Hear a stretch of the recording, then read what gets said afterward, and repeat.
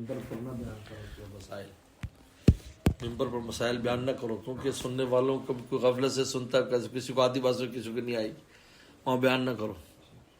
کوئی پوچھے تو بیان کرو، بس واضح نصیحت کرو۔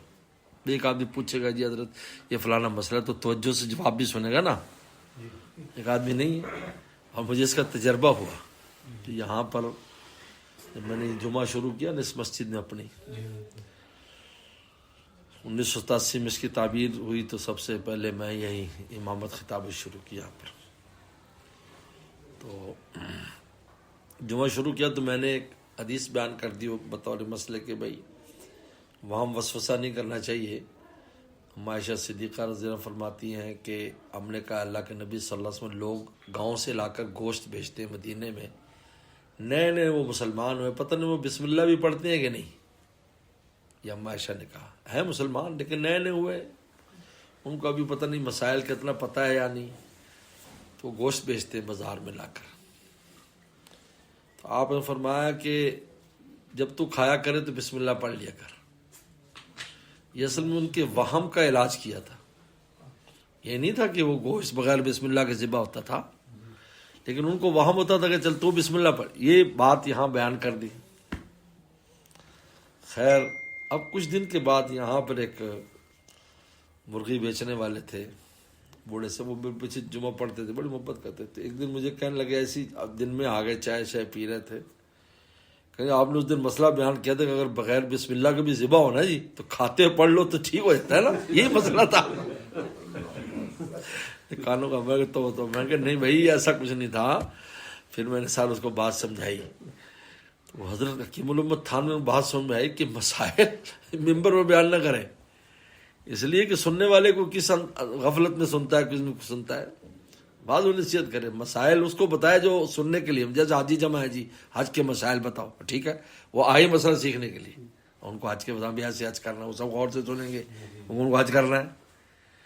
لیکن آپ ویسے مسئلے بیان کر رہے ہو جس کو کسی کو ضرورت ہے کسی کو نہیں ہے، تو لوگ کو آدھا سمجھے گا آدھا نہیں سمجھے گا کوئی۔ تو اس لیے عمل اور قول، ایسا کوئی عمل نہ کرو جو لوگوں کو سمجھ میں نہ آئے، چاہے وہ جائز ہو، اور ایسی کوئی بات نہ کرو جو لوگوں کی سمجھ سے بالا تر ہو۔ اس لیے فرمایا کہ حدث الناس بما یفہمون، لوگوں کو وہی بات بیان کرو جو اس کو سمجھ آئے۔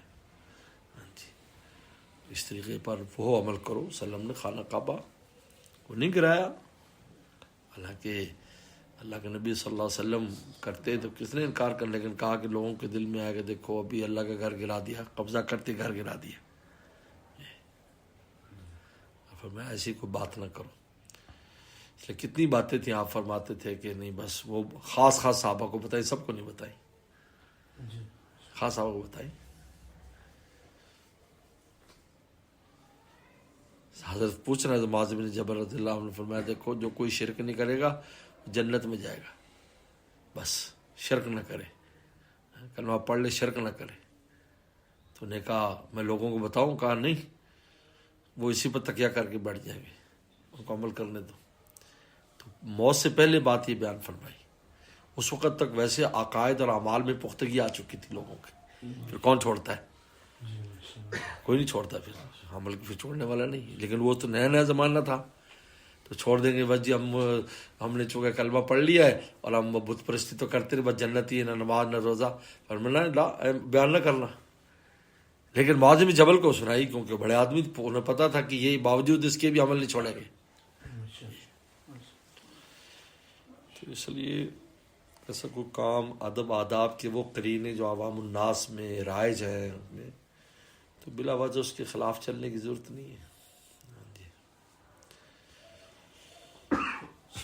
دو چائے دو، یہاں بھی چائے لاؤ، ادھر بھی تو چائے۔